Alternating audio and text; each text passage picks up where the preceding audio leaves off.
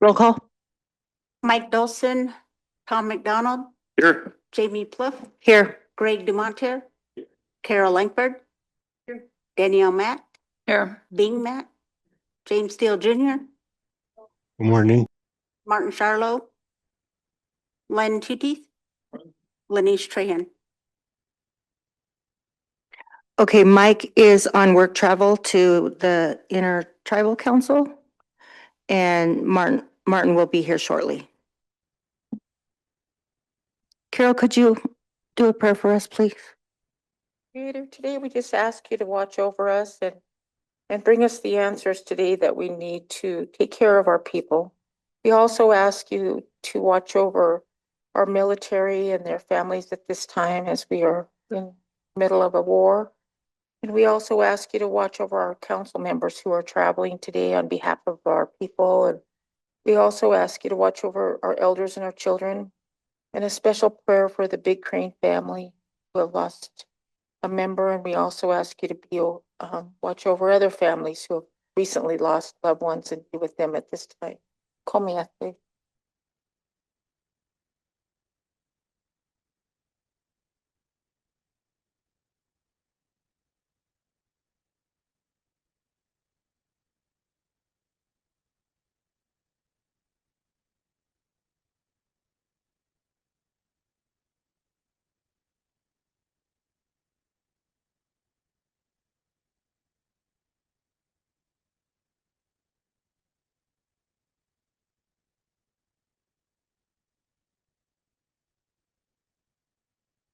Jen, do we have a copy from last Tuesday, the minutes?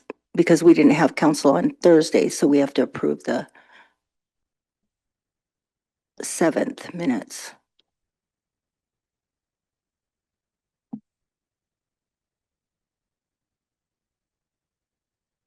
Fine. Yeah, let's. And then the 7th and the This, technology. Yes. okay.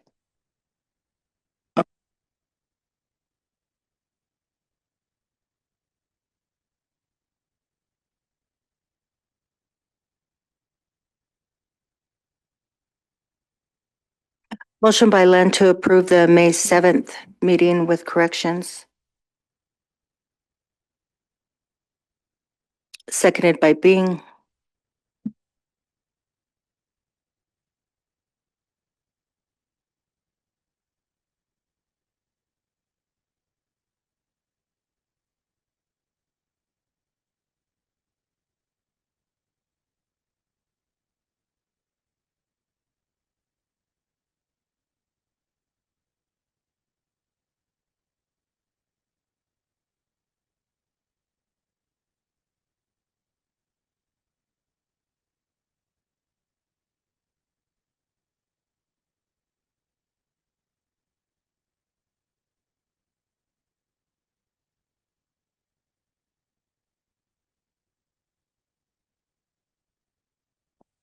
Any further corrections?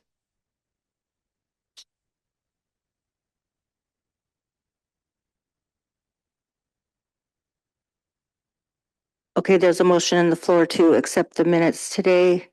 All in favor?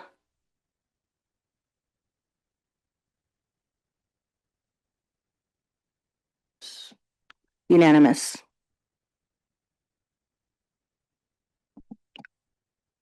We have the agenda for April 14th. Does council have any additions?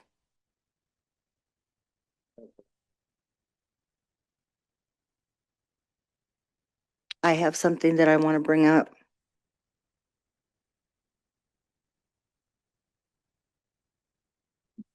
And then it looks like we have a walk-in, Jen.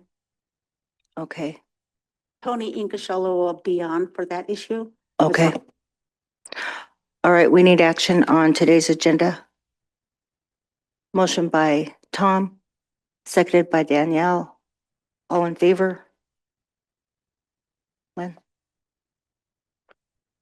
James? Unanimous.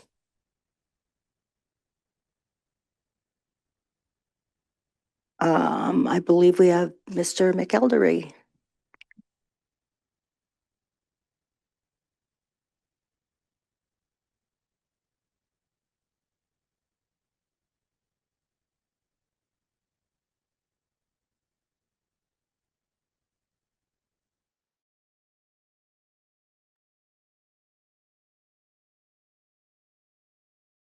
You can hear me now?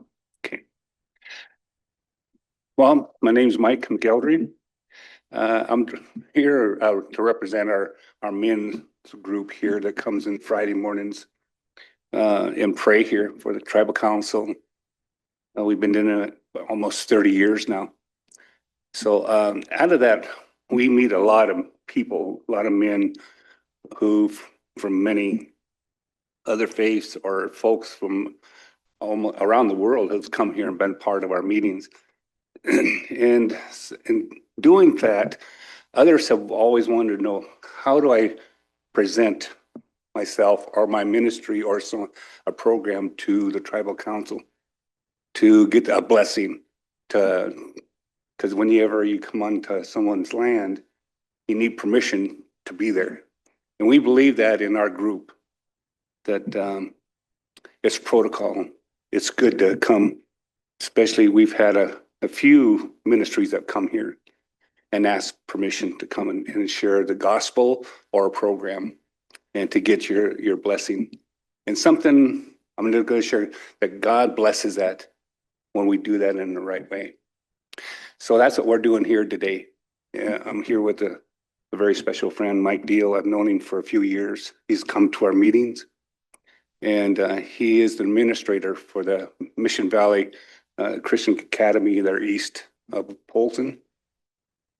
And he has a little thing he wants to present to you about what he wants to do with some of their youth. So I'm going to leave it up to him to share that with you. Okay. Thank you very much. I've been coming here for almost 4 years on Thursday mornings and praying for you all. And we pray for wisdom, for guidance, for discernment, and for blessing for each one of you as you lead the people in the valley. And I tell you that only because I want you to know what a privilege and honor it is for me to be before you this morning and to actually meet you and talk with you. And so I am a principal at Mission Valley Christian Academy, and I had two things that I wanted to bring before you this morning. The first is at the school, we do try to give a very good education to the students. But one of the things that we think is very important is character development. And in the Bible, it talks about character and it gives us some commandments. Do not kill, do not steal, do not covet, don't lie, don't commit adultery. But it also will sum up all of those and say, love your neighbor as yourself. And that's what we try to do with the youth, and especially the upper school, is to teach them to love their neighbor. And the way that we do that is we have service projects where we have our upper school, usually a couple times a month. We'll go and spend a couple of hours working to help people. And it can involve mowing grass, raking leaves or pine straw, stacking wood, cleaning house, cleaning kitchen, any number of items. And we've been doing this for years. And first item I'd like to ask for really your permission and your blessing would be to approach some of the tribal elders and people in need so that we could bring the students there and to work on anything that they would like. And normally the way we do this is we would contact the person I would contact, find out if they're willing, what their need was. So when we come, we could be prepared to do that. When we finish, we will ask if it's okay to pray with them, and then we will thank them for the opportunity to be of service. And so that is one of the things that we would like to be able to do, and we would look for ways to identify people that we could provide the loving neighbor service to. The second thing I wanted to bring before you is our school has an auction every other year. It's one of the big ways that we fundraise. We sell tickets for a dinner, and there's individual tickets you can buy, and then people can purchase a table. And then we have set aside VIP tables, and there are 12 VIP tables this year. And we've set aside 3 of those VIP tables for you all, for you and a guest that you could come if you would like to. So the dinner would be at no cost. You would be recognized at the auction. And if I may, I have a flyer with information. Can I? Auction is on. There's a number or an email. RSVP that way. I'll have the rest.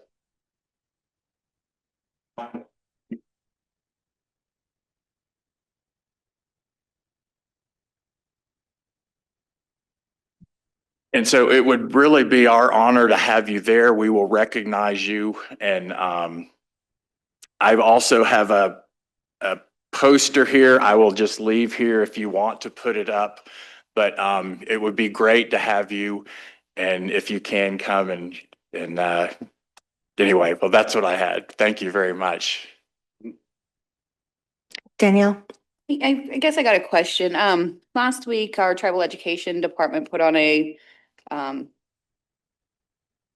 little one-day conference. Did your guys' school attend that for the Indian Education for All? We were not aware of that. Sorry. Okay, so Did something go out too?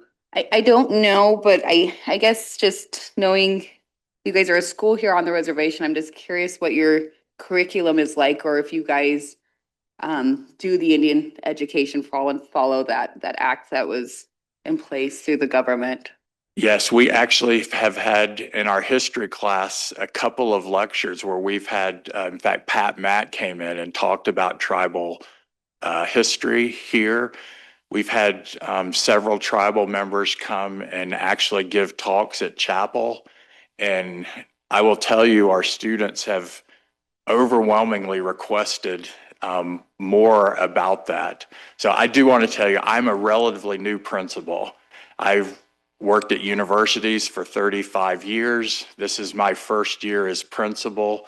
And so we have determined that we want to have more communication, more interaction. And so that is becoming more of a priority for us. And that's part of the reason why we are reaching out with the service activities, why we want to include you in the auction and have you recognized. So there is a turnover of administration in the school. We will have a new head of the school, and that person, I believe, has a heart for reaching out across the entire valley. Thank you, Mr. Chair. These requests are difficult. For me up here anyways, just as if you've been here for a while, you know the histories with the tribes and the churches. And we of course have tribal members and some of our elders that still are religious in that aspect and very faithful to God.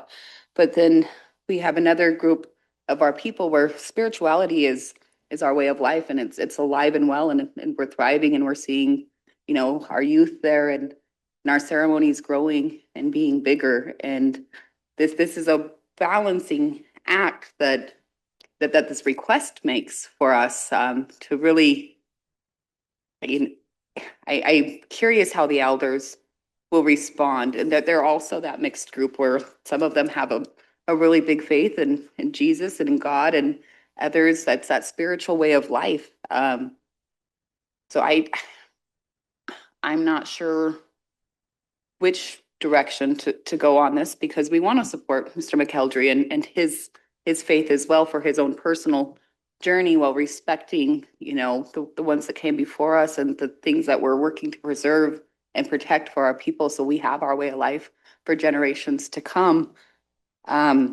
I'd like you to, if you get the opportunity to maybe stop by tribal education. That way your team can be up there. The information that they give out to the schools is just incredible on ways to help get those into your classrooms. So I appreciate that. I respect that you're here and trying to learn and being respectful. So I just kind of wanted to put that out there that this is a pretty tough place for us to be in when we discuss religion and culture and, you know, where that sits out with the tribe. Thank you. Yes, ma'am.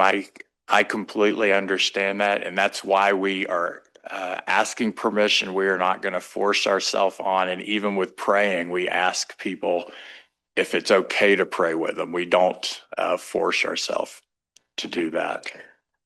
Greg and then Tom. Yeah, thank you for coming in this morning. I appreciate the respect. Just a couple things, and please don't take this in a negative way at all. But we don't, as a political body, we don't bless. We pass resolutions and ordinances, right? But we do have our advisors, and the elders that you're speaking of are our advisors on these matters. We look to them to help guide us through changing worlds and different types of things going on, to keep us rooted in where we began within our culture. And so rather than us acting out of character, I think you're on the right course to go to the elders. This body has a practice of following very closely the advice of the elders. That's what they're there for. We're not legally or constitutionally bound to it, but we are morally. And so going to them is your next best step. And we, of course, support and appreciate you coming here this morning. But that's, if you need a resolution or, some road work or something like that, we're the people to go to. So you want a blessing, you need to go to our elders. So thank you. Thank you. Tom. Thank you, Madam Vice Chair. Mike, thanks for coming in. Always good to see you. And I mean, both Mikes, two Mikes. Good to meet you. And I know the school. I know some employees in this building that send their children to your school. So I appreciate you're here, and with the respect in asking this question. I leave it up to every individual on how they want to participate in religious activities and who comes onto their property and who does work in their house and who does that. That's an individual choice.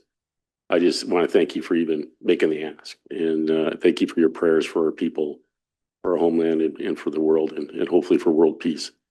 I'm a Catholic, so I follow the Pope, and so I really think proud of the Pope being an American Pope, and appreciate his recent words about what's going on with Iran. My only question is, as landowners, and a lot of our tribal members have homesite leases, or they live in housing projects, but we have we're connected to as a property owner. That being said, do you have insurance that would cover work that you might be doing as individuals?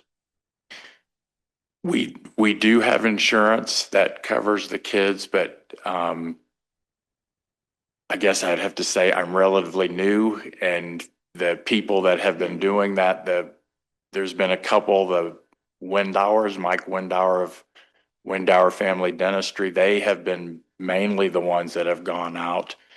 And I would want to get back with you and confirm that we have insurance.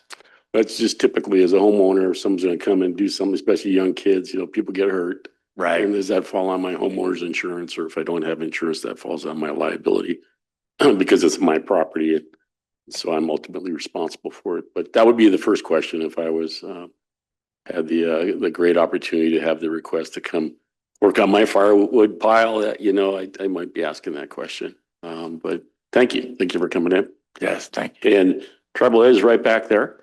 I know that we tried to edify the entire population of the reservation, Western Montana and all of Montana, to our existence, our people, and we're here to stay. This is our homeland. And anything you do in your school to enlighten and educate your student body to our tribes, our tribal history, our tribal government, and the uniqueness of living here in this beautiful place and being a good neighbor is deeply appreciated. So thank you. Thank you, Tom. Nice to see you, Mike, and nice to meet you, Mike. Thank you for coming in. I'm sorry. Did you have a comment? Okay. I just wanted to say that I respect you coming in as well. It is a sign of respect for you guys to come in and ask permission. But as Tom said, I think that it is an individual, up to each individual person. You did mention that you wanted to ID people, and I don't know if that's the reason that you're coming here. But I feel that if you're out in the community, whatever home you choose to stop at, it is up to each individual person. I don't think that we would give you a list of tribal members or give you, anybody, to go out when you talk about IDing people. So the auction again is up to I believe each of us, whether I know I'm going to be out of town that weekend. And as Tom said, education is right behind you. I know that you're a private school, private Christian academy. So I don't know if that falls under the consultation with the state. You could talk to Michelle after about that. She's right behind you. Carol? Thank you. In terms of the education, even if it isn't something that we have to follow, it's something that we want to do. May I say one more thing? We get, in our group, we get a lot of folks that come and say, how do we present ourselves to come before the council to get permission or whatever? And it's good to have the right protocol and let them know that if you want to sit there and bless our people, like the elder program, there's something that you need to go to first, is go to our elders first, because we have 2 different elder programs that do that. So we can just pass that on, because we get ministries that come in and they think that we can give them permission. I said, well, we just sit there and sometimes we've had some flakes that come here. We've experienced that, and we told them, don't come back. You'll end up in jail. So anyway, we want to try to make sure we're doing this right. We don't want to ruin what we got here. Okay, so anyway, and Jason, he couldn't make it today. So I'm trying to stand in the best I can. So anyway, thank you very much for hearing us. Again, thank you for coming in, and we like that you come in to ask for, permission. That's very respectful, and good luck. Thank you. Thank you.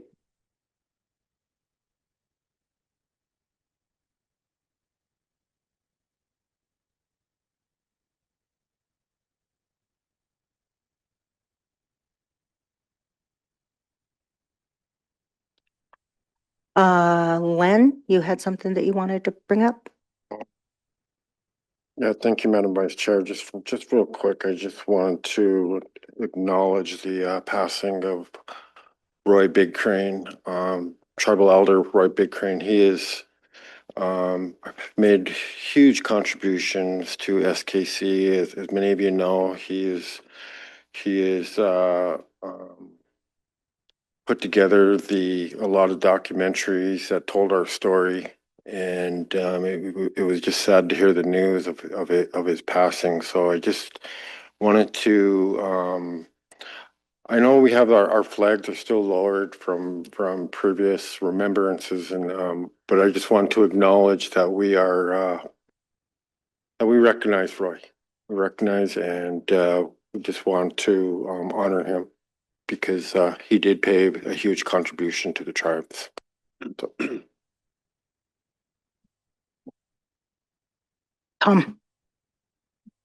Thank you, Madam Vice Chair. Len, thank you for bringing that up.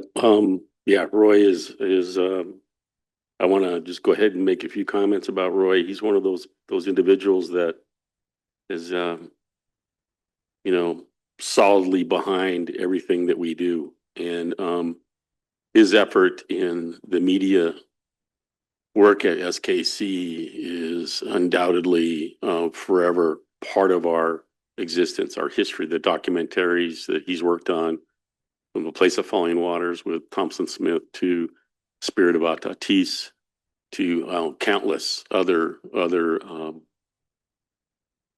documentaries, and then of course live TV show hosts. I don't know how many times I went over and got information from Roy in the library there at the media studio at SKC. But that's the one thing that he would never do, is toot his own horn. And it was so obvious when I tried to talk him into, being a speaker or coming forward and doing something. He was always, no. You really had to have something on him to get him to do something public like that. So it's a deep loss. It's a very deep loss for us to lose Roy way too young. And it's shocked me and surprised me when I heard of his passing. So condolences to the family, and condolences to our people, where we lost a good person, Len Lips.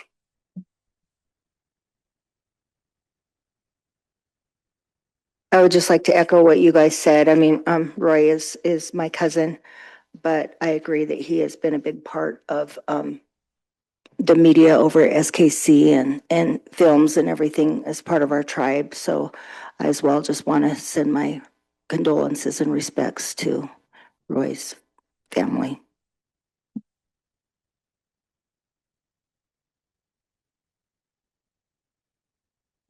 Okay, the issue that I want to bring up was when Bing and I came back from the gaming meeting, we talked about the prediction markets.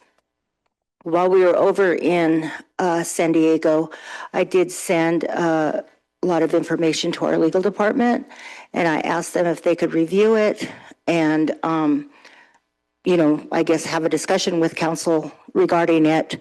There are comments due April 30th. And so I sent another email just this morning reminding them that the comments are due April 30th. So I'm hoping that the legal department will come back in, because this is an issue that affects our tribe's sovereignty with gaming, but overall our tribe's sovereignty when a corporation is going to come in and utilize these prediction markets. On that note, Fort Belknap, who was, they had a representative over at IGA as well. I think we were the only two tribes that were represented this meeting. And there usually is others, but for this meeting, there just happened to be Fort Belknap and CSKT. So Mike King from Fort Belknap asked if we could co-host a meeting with Fort Belknap, but they would like to do it here because they feel like SKC has a lot of background in gaming, and we had at one time we did form the Montana Tribal Gaming Association, and then it kind of went away. But we are having our grand opening May 5th for 400 horses. And so we're trying to plan a meeting the day before. Fort Belknap has already reached out to some state officials, and they've offered to be there. They feel that what the prediction markets are doing as well is not legal. And Chairman Bean of the Indian Gaming Association has offered to be there and offer some comments as well. And so what I'm asking is that we co-host the meeting with Fort Belknap, and that we pay for the room space at the resort and then snacks. The rest of the meeting is they're bringing in the facilitator, and they've invited, they asked me to invite Chairman Bean, which he has agreed to participate, and they're making the other invitations to the other people. Tom, Do you know how many people it might be? we're sending it out to all the tribal leaders, and if they're all here for our invitation, I'm gonna say we're looking at less than 20. I just wonder because I know when I was talking to Jimmy yesterday at Quatucknuck, I was asking how the move is going to be. And so they have exactly 36 hours to before the grand opening on Tuesday to move everything. And so I would imagine, you know, they're going to shut down there, and I didn't know how that would impede, you know, traffic or things that might be going on in the building. So if they weren't available, and I support the meeting request, it may be best to have it over at the college, maybe at the their newer room that they have over there in the other side. Okay, that's a good point. I did have Francine, she's on the board, to check with the resort to see if that space works. They said yes, but I will double check on that because that's a good point. I know that they're going to be moving, and so we wouldn't want to interfere in that or here. So I'll double check on that. But as long as we have the okay to co-host the space and snacks for that day. I don't know if I need action or just consensus. Consensus. I'll get the agenda to you. Okay, I appreciate that, and we will double check. Bing is aware of this. We'll double check on the space for that, and we'll get an agenda to the council.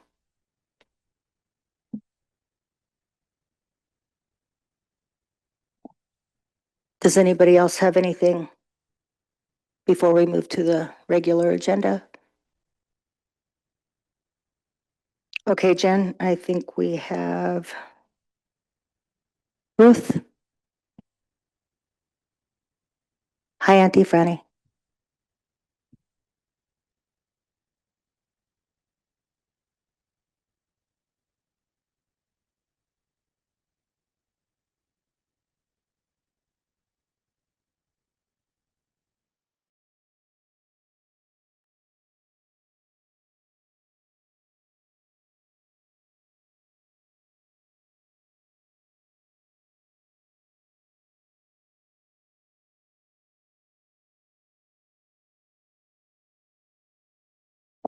Go ahead, Carol. Yeah, I have at 11:30, the Great Futures Breakfast at the Boys and Girls Club, and for council's invited if they would like to come. I'm sorry, what was that again, Carol? The Great Futures Breakfast at the Oh, Boys and Boys and Girls in Club. Ronan is at 11. I'm supposed to be there at 11:30, but since I'm on the board, but 11:45 is when it starts. Okay, thank you. I know that they did send that invite out. I'm not sure if the rest of us can. Tom? Yeah, I just caught an email in my junk folder, but it was a request for a homeless survey through Anna.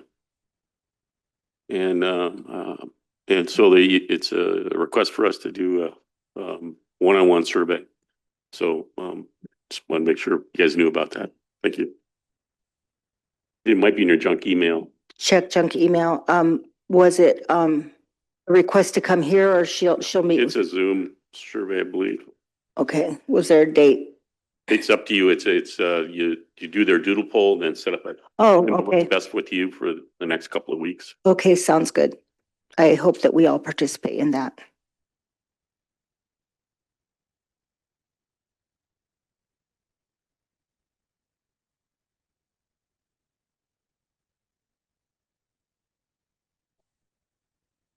Good morning, Ruth. Are you ready?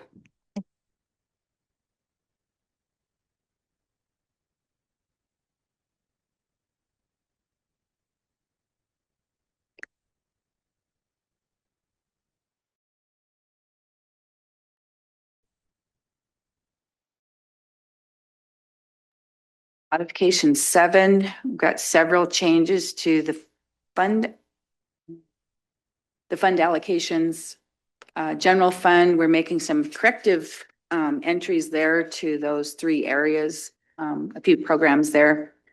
And reviewing, every time we do a modification, we have to like check back and make sure all our numbers are carrying forward.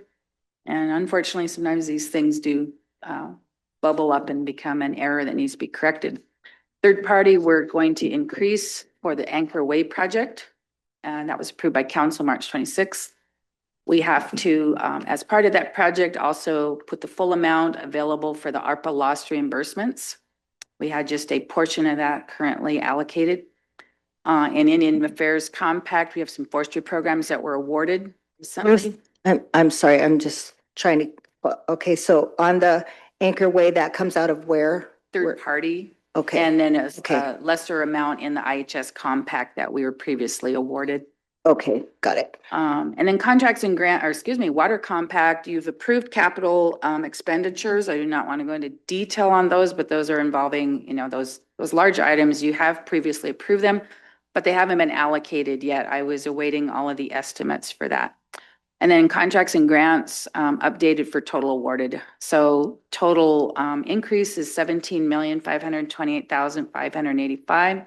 And total allocation will now increase to 391,484,364. Table here, like to speak what the changes are, and then we'll just kind of go through the numbers. So in general fund, these are the correcting entries. We had erroneously posted 2,020,000 in two programs incorrectly in Health and Human Services, and they were supposed to be posted in Government Services. So the net effect of that is zero. We're increasing the amount for tribal earmarks. These are programs that are tribally funded. They create revenue, and as the revenue comes in, we increase those budgets accordingly. The third party increase of 4 million, that's the estimated amount to come out of third party reserve. And then in the IHS compact right next to it, bringing forward that full amount in the ARPA lost reimbursements that were awarded in 21 and still available to spend. Just over $1 million there. That program or that project is estimated at 5 million initially. In Indian Affairs, those forestry programs awarded 220,250. Water compact net increase of 8.4 million. And in contracts and grants, increasing in total 3.4 million, mostly in the education programs, as you see right there. So again, those total increases of 17,528,585, and then the final total there in the far bottom right Tom, corner. Thank you, Madam Vice Chair. Ruth, the Tribal Health ARPA funding, does that exhaust it? Or No. is- No. So why aren't we exhausting that with this? Some of it is going back to what they're allowed to spend it on. So in ARPA, there was a little more flexibility as opposed to CARES Act. ARPA simply tied it back to allowed uses under Indian Healthcare Improvement Act and self-determination, which is how they were awarded. So they came down into the compact, IHS, and they're available till they're spent. But there's a couple that do define them to COVID related.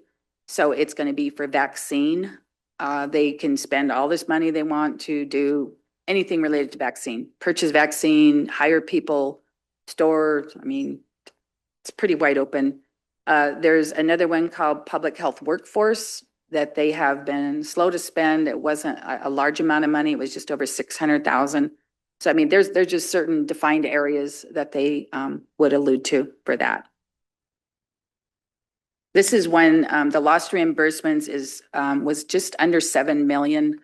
A great deal of that went to the Ronan Health Center until we switched it into that joint venture. So this is just about, I believe it's 1.8, 1.9 million was remaining of that. And so bringing that full amount forward. Tom, and then Greg. One more follow-up with Tribal Health. They came in and approved a new program last week. Yes, they did. Is that I heard about included? that. Is that included in this? Presently, it is not. It sounds to me like they're going to prepare for 2027 on that one, and that'll be fully in third party. They don't have any more room in the compact to add increases or new programs. Oh, so it wouldn't be effective until September, October 1st, right? October 1st? Mhm. Oh, my impression was it was available right away. Well, we've not heard that they're preparing anything. Again, it would have to be a third party increase in that discretionary third party. Thank I you. don't recall what he even said, he was estimating.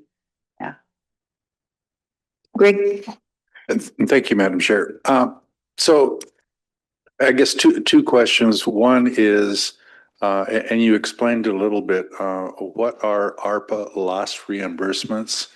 And the second part of the question goes to are we capturing funds that are available to drop them into the budget, or are we approving the expenditure of funds?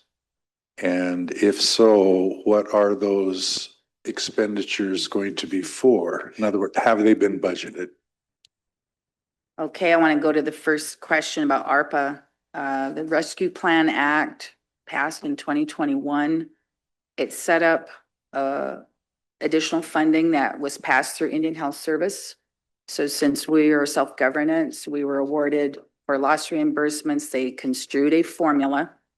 I don't even know if they could articulate it to my satisfaction, but they had a portion in there that they identified as lost reimbursements. Supposing that during the pandemic, if operations were curtailed or somewhat suspended, we then lost opportunity to bill because we weren't in full operation. So that was to recoup us for that, 6.9 million. And again, because it's third party, the reference back to you spend it the same as if it was third party. So we then advise the department accordingly. It's a third party like pot of funds that you spent for. So that's why the decision to direct it first to the build of Ronan Health Center was done. We believed the full amount was going to be spent and then some, but then they transitioned to this joint venture arrangement and they decreased the need for that full amount to go to that project. The second part, you ask, are you collecting for the services? Can you say that question again? So I make sure I'm hearing it correctly. Sure. So there is funding available. And so this resolution is adding that funding into the budget, if you will. And so my question goes to, with that additional funding, by adding it to the budget, are we in effect appropriating that for purposes? And if so, what are those purposes? Or are we just adding it to the budget and then before they can be expended, those plans for expenditure then would need to be approved by us? You are asking us about third party, I'm presuming. Are you asking about all of it or just the third party? All of it. Okay, all of it. In the appropriation for general fund, this is income we've already received. So you are now appropriating it to be spent by the programs in earmark. Third party, you approve the project, you're appropriating and making it available to be spent on the project. In the IHS compact, we already were awarded that funding, so you are now approving it to be allocated. In the IA compact, we were awarded that, you're approving it to be allocated. And in the water compact, those expenditure projects were already approved and we're simply allocating and appropriating from what is available in the funds that have already been drawn down. Because that's not awarded, it has to be drawn from Treasury. Contracts and grants, as those programs are increased through either award or modification to current, then we just carry that forward to keep you current on what is all allocated in contracts and grants. So everything you're asked to appropriate, you either already have through award or you already received it and it's in reserve or current year revenue. Len, Thank you, Madam Vice Chair. Just a simple question here, Ruthie. I see we have 14 million allocated for the per capita dividend. Is that based on another increase in the payment from 15 to 1,800 a year? Yes, that's the 1,800 per year that you approved when you allocated it for 26. Okay. Thank So you. one more to go, August. Sorry, I'm stuck on this and Mark's here, so this is good. The presentation by Joe Dirtolo to add the $100,000 budget for community health trails equipment that's not in here. That And is correct. Joe stated he thought it was be available immediately once we did this, and probably you'd have to come in and do this. But part of that thing there was we have this project in Ronan that is the push play project, and so we stopped work on it because we didn't have any funding for it. But our push play organization does have some remaining money that we could add to it to get the final ground prepared and ready to put the equipment in.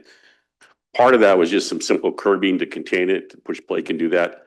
But what Mark presented earlier was like a greater program there for a parking lot and more sidewalks and a crosswalk to get kiddos, little toddlers safely across the McLeod Road or whatever it is over to the health building because they're going to use it for physical therapy. Tribal Health is the playground equipment. So I thought it was good just to add, because it was related to what he was asking for, to add a one-time $80,000 contribution to that, so that when we're working on it this right now, it'll all be done at once. And we're not coming back in September, October, digging things up and trying to put in crosswalk material or other sidewalks. And so for the efficiency of the project, it looked like it was a good thing to do. So we did take that action. But if the money's not available right now, I don't know. I think it'd be better if it was available right now, as we think of the comprehensive need there. So I guess, is that what you guys recollect? So if you could come back and we could add that into the budget right now, if it's possible. I don't know how that works, but. Go ahead, Ruth. Yes, if I'm hearing the project correctly, I would have to know what specifically was to be provided to inform whether third party was even eligible to be spent for that. He was taking it all out of third party, and it was all related to that project. Well, not that project, but the trails, outdoor equipment, outdoor physical fitness equipment, which this is all about. Equipment, I Yep. see.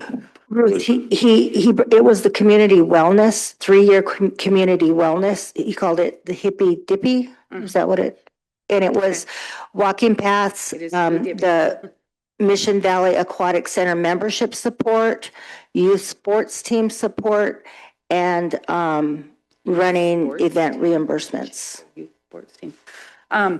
Again, third party, and I know I invite a lot of discussion whenever I bring this up. So third party, as he explained it to us on the hippy dippy, health promotion and disease prevention, for those that don't know the acronym. Health promotion and disease prevention can go from fairly informal, non-credential provider stuff like what you just talked about. We want to place some exercising type equipment and walking, outdoor, what have you. It's just like the fitness centers currently. You have to make yourself go there. Probably why I'm still appearing the way I do.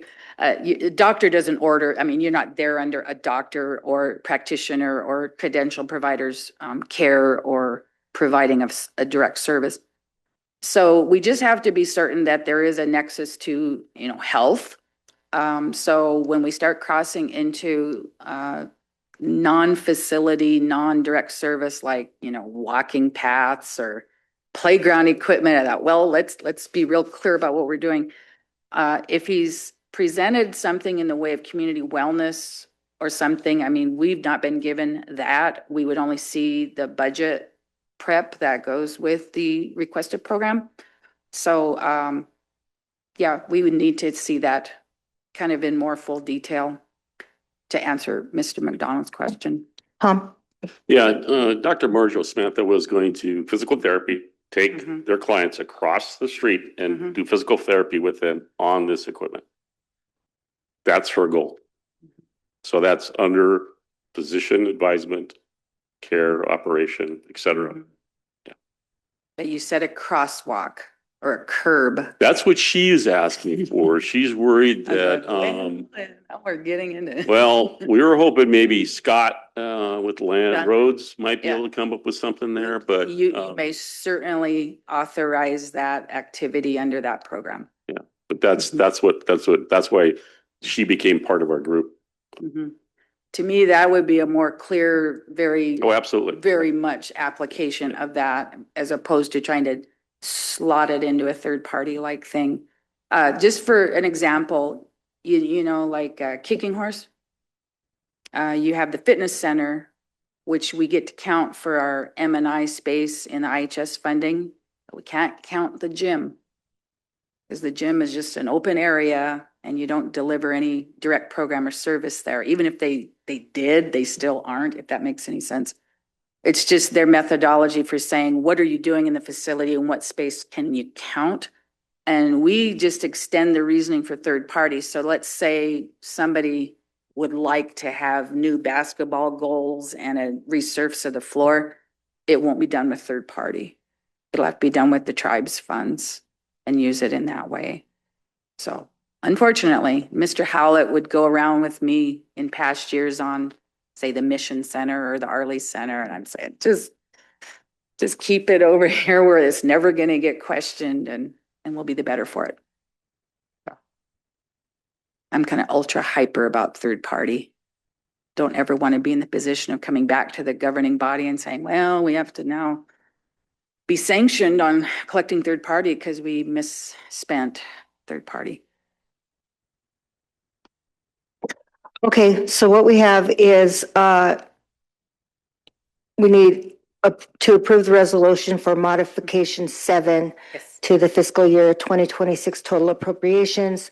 These are projects that have already been discussed and approved in the general fund, third party, IHS compact and water compact. Carol?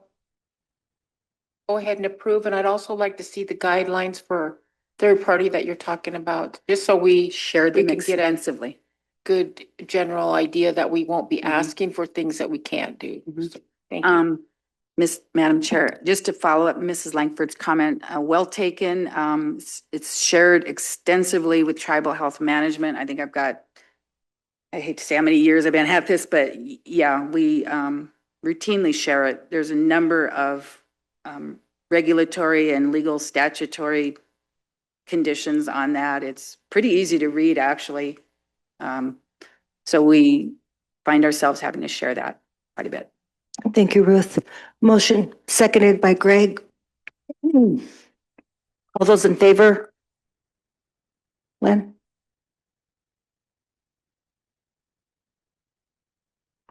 Unanimous?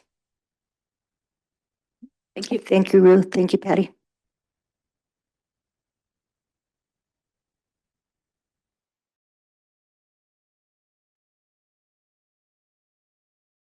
Holly?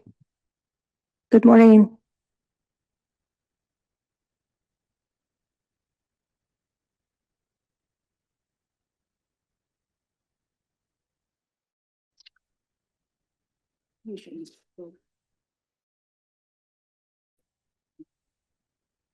Okay, we should be pretty quick this morning. This is one of our land acquisitions for this fiscal year. And we're just asking for approval on it this morning. This is the 5 acres from Patricia Hawkins that we're purchasing, allotment 98B.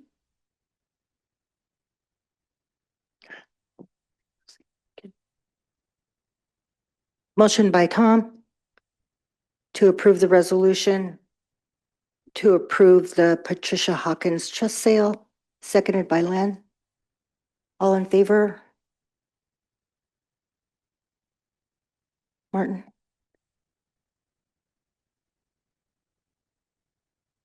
Unanimous. Okay, that's all we had this morning. Thank you, Holly. Okay, have a good day.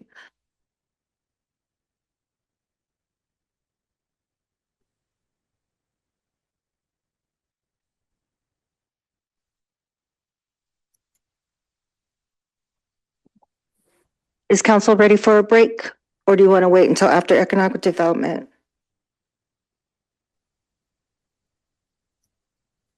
It looks like it'll be quick. All right, we'll wait.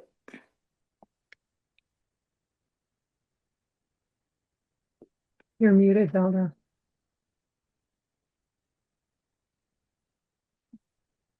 Oh, okay, Kisukwitnam, Nasukanituum. We are here to request a no cost extension for the Camas Creek construction contract.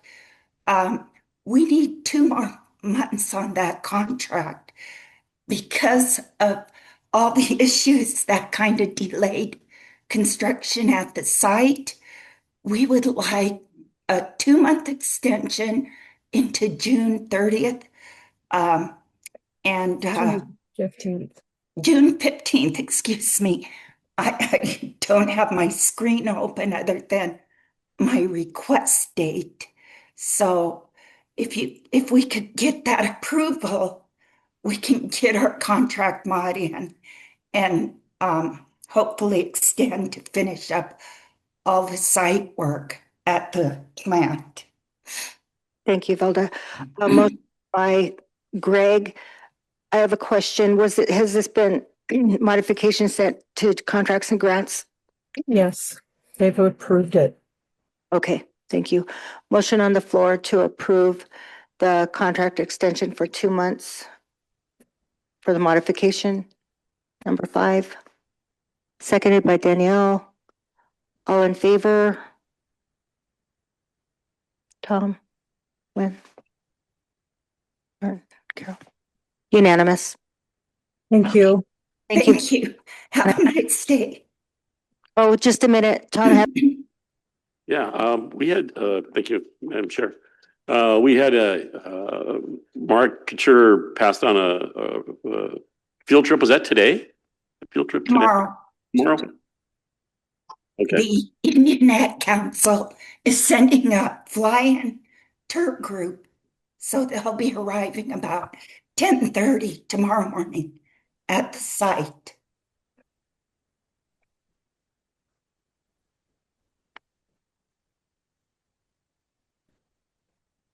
can you explain what the tour is, Velda? Oh, they were, I think it's Pete White's group. They are a group of ag producers, Indian ag producers from throughout the country, and they wanted to come and tour the facility. They are also one of our funders for, I think we got 100,000 from them, a grant for a refrigerated truck. And so they're coming out to view the site and look at everything we've amassed and what our production process through our free sale units, how all of that will operate. So there are people who are interested in looking at how the tribes will proceed with our meat processing and composting site. I don't have a list of who they are exactly, but I believe Pete White is one of their members. And this is a field trip that's associated with a conference that they're having in Missoula, the Intertribal Ag Council. So they're meeting in Missoula yesterday and then coming up, or actually today, and then they're coming up tomorrow for the field trip. And they're going to review another site as well as ours. okay, thank you, Janet. Thank you, Velda. Have a good day. You too. Thank you. Thank you all.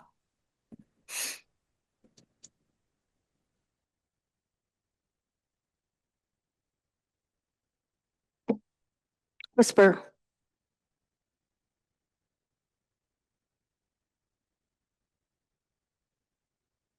Yeah, we'll take a break first. 10 minutes. Back into regular session.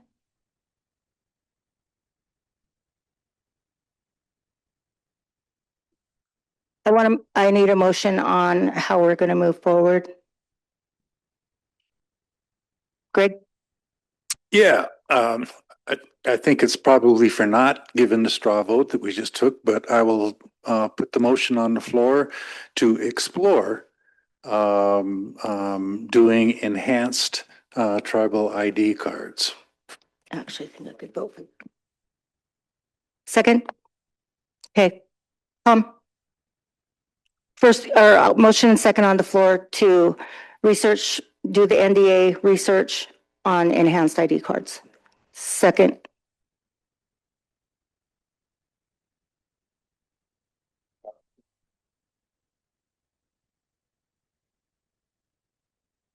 Could you clarify your motion, Greg, for Martin? Okay, is to explore through the NDA, determine what the actual cost is going to be for enhanced tribal ID cards. Thank you. Seconded by Len. Okay, Tom? Danielle?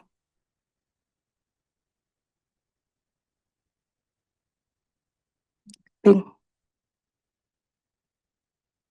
Sure, why not? Okay. Motion and second on the floor. We have Greg, Len, Tom, Jamie, Bing, Martin, for and against Carol and Danielle.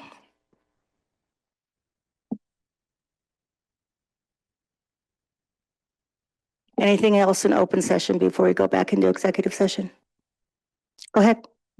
Yeah, that, we don't need this because we are already allowed to go across with the IDs that we have. Go ahead, Danielle.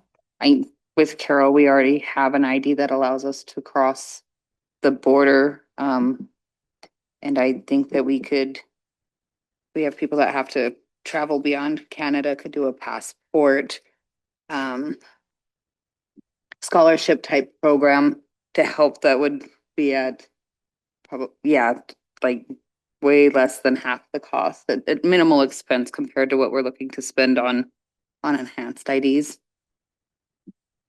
Thank you. Okay, was there anything else in open session? Okay. Out of regular session, back into executive session.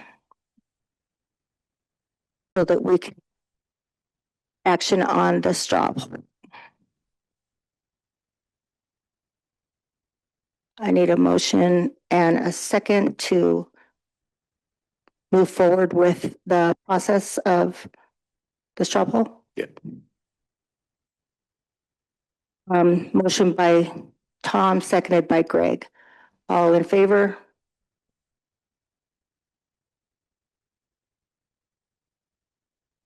Unanimous. Thank you, ma'am. Back into executive session. Is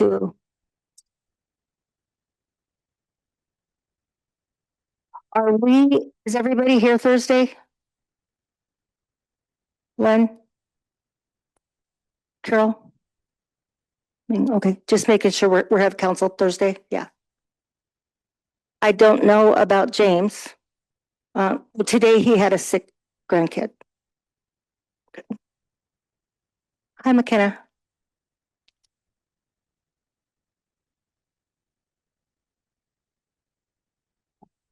Good afternoon, members of the council. Thank you so much for squeezing us in. I recognize it's been a long day for everyone, but we're so appreciative because we do have a really exciting partner here who is driving through his districts and jurisdictions and wanting to just introduce himself, have a face to the name in case he ever comes back to visit us on a not so pleasant circumstance. So I'll let Ed here largely introduce himself, but I just wanted to be here to facilitate this conversation because Ed is a great partner in the Disaster and Emergency Services program here for the tribe. He's been a great mentor, helping me understand the role in many ways and just kind of really bridging the gap with the resources available through the state of Montana. So Ed has been, like I said, just a really great partner through getting the DES program back up and running into a good state here on the Flathead Reservation. And so we're really excited to have the opportunity to get the chance for him to meet you and for you to ask any questions. So with that, I'll hand over the mic to Ed Graberis.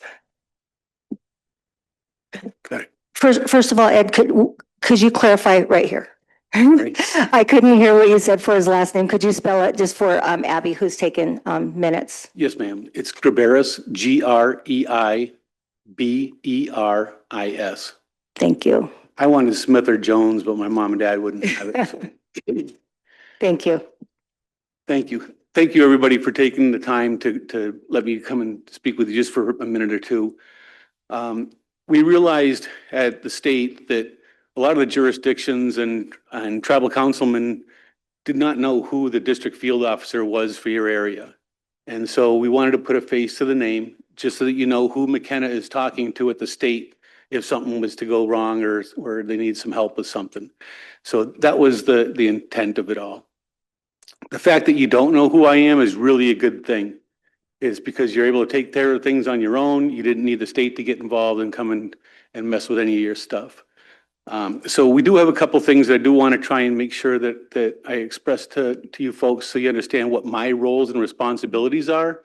And then while I'm speaking, if you have something that comes to mind where you're thinking about perhaps the nation needs some kind of emergency preparation or something that might do with a project or whatever for emergency management, let me know at the end and I can share with you how I'd be able to help McKenna reach those goals if you can think of anything. I got to put my reading specs on because it's too close. Okay, so first of all, as your district field officer, my main role is to be a liaison between the state of Montana and the nation. And I do that through McKenna. Okay. We do this, and this is my role on blue sky days as well as on days during disasters. During a disaster or during a response, I may show up at the Emergency Operations Center if it opens up, and I may help McKenna and still be in that liaison role back and forth to the state. At this point, the State Emergency Coordination Center would be open because if you have a problem, the state has a problem. So we're all going to be opening up at the same times. We can assist at the state level getting other resources to come and assist you, but we don't come in and we don't run anything. So I won't come in and puff my chest up and try and be in charge. It's not going to happen. It's not the way I roll. And not for none of us in DES, we don't want to do that role. But we do know is that when we show up on scene, we may see something or offer some advice, especially in the incident command system world, only based on the experiences we've had in the past. For example, if we come in and we'll take a look at your incident command system and make sure that, okay, do you have an incident commander? Is it a unified command? And who are these people and where can we find them so that they can so somebody can reach out to them? Another thing we may look at is, do you have the ability, does your finance department have the ability to track costs? And we're looking for this right on on day one. The reason is that in the long run, if we don't start tracking costs right away, it could take months or even years to recoup from that because you have to go back through all your records and try and find out, how much this stuff started costing on the first day. So we come in and we advise. We don't tell you have to do anything. We could just say, hey, we notice you're not tracking the costs right now. You might want to take a look at that and then just leave it alone. You guys do what you want. Okay. It's your show. But we do know that if you don't track them on the front end, you're going to pay for it in the long run. So that's why we come and try and offer that assistance. And there's also some programs that we're working on at the state, for example, logistics. If you needed something and you couldn't locate it with your mutual aid partners around the area, or anybody here on the reservation at all, if you can't find anything, then you reach out to the state and we can probably find it for you. Okay. And then lastly, okay, so the current environment, I need to speak about this a little bit. Currently, FEMA is there's no funding for DHS, so there's no money going anywhere right now. It makes us a little bit nervous because a lot of people depend on grant funds to go ahead and keep programs going, like your DES coordinator. I don't think you guys participate in the grant program for EMPG, Not right now, not currently. right? So, but it is an option, and it's kind of decent if you can get it, but it's 50% of the cost that could come back to the tribe at the end of each year. But that's in flux right now. So for right now, I think that personally, I believe you're in the best shape you can be in, is that you've got an emergency management program without having to use federal funding, because that's secure. It's past couple of years, EMPG grant money has been going down and down and down. It's kind of hard to have a budget when you don't know if you're going to get paid or not the next year. So I think that the Salish Kootenai tribe leads by example by just bowing out altogether. However, I don't want you to miss out on the opportunity to get money if you can. So when that program comes back up, we'll certainly let you be aware of that.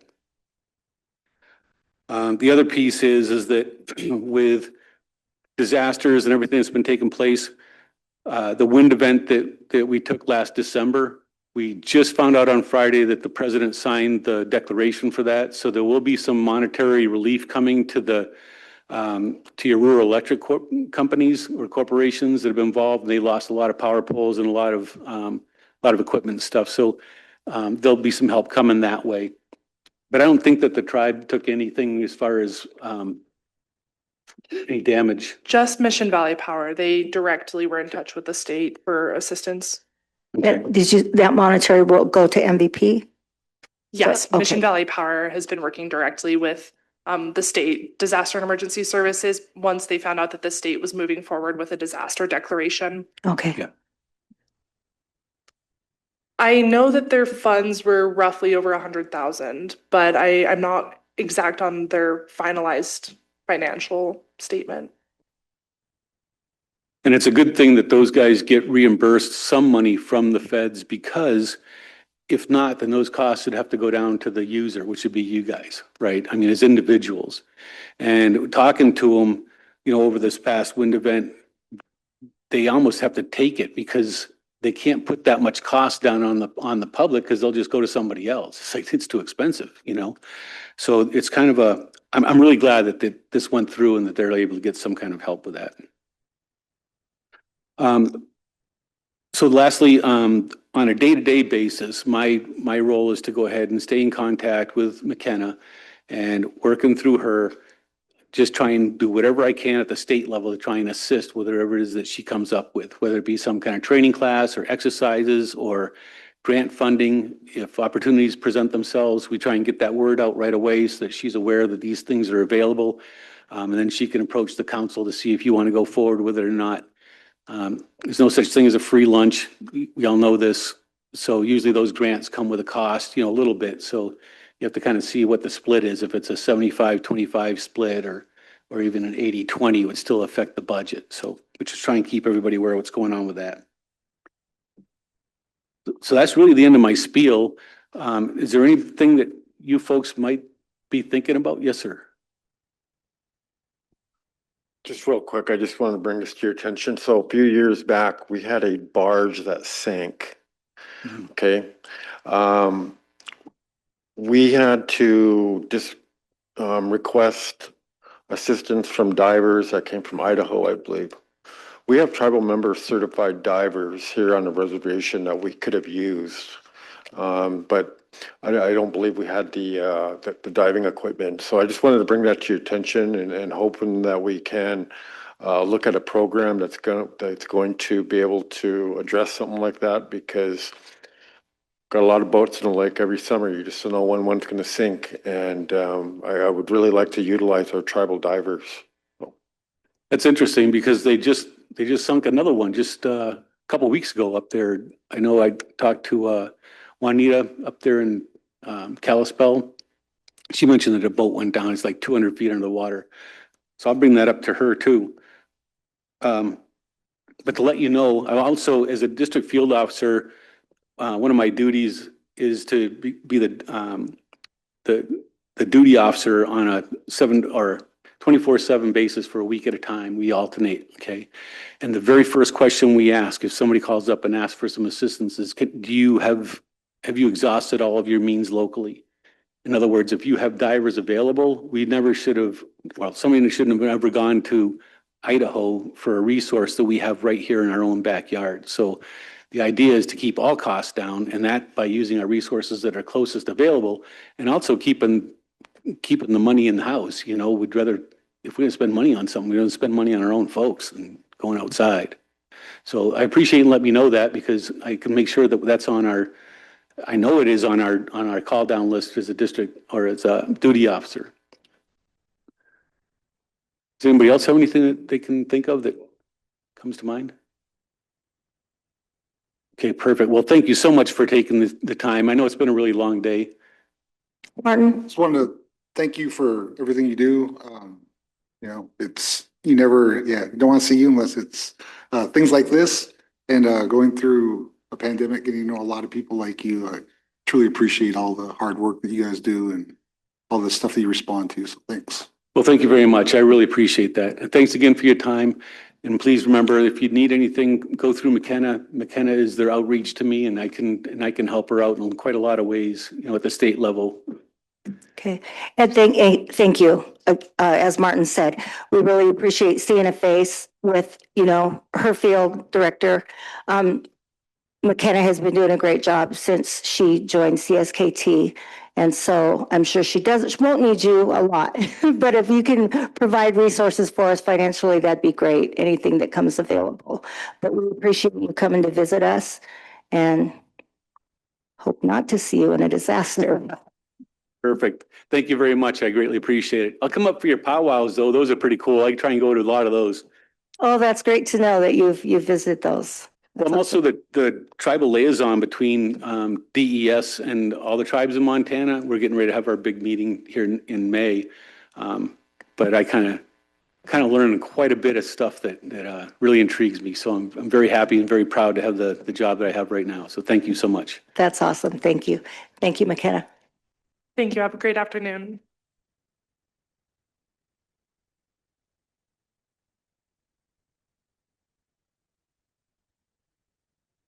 Okay, there is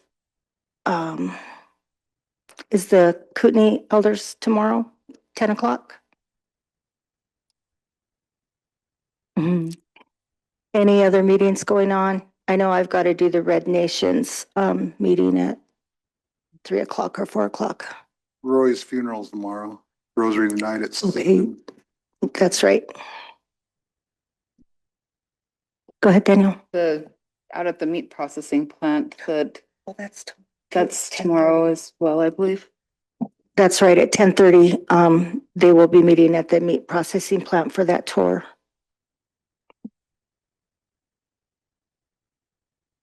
Okay, motion to adjourn. Len, seconded by Greg. All. It's the end of the day. I'm ready to go home.